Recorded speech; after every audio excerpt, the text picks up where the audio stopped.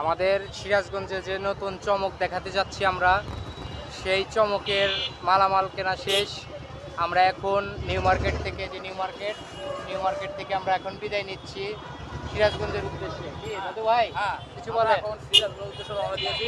ইনশাআল্লাহ আপনারা সবাই দোয়া করবেন, আমরা যেন সহিসালামতে আমাদের সিরাজ যেতে পারি। হ্যাঁ, দাদু ভাই যেটা বলছে আমিও সেটাই বললাম, আপনারা সবাই দোয়া রাখবেন আমরা যেন ভালোভাবে সিরাজগঞ্জ পৌঁছাতে পারি। সবাই ফলো দিয়ে আমাদের পাশে থাকবেন। ধন্যবাদ সবাইকে।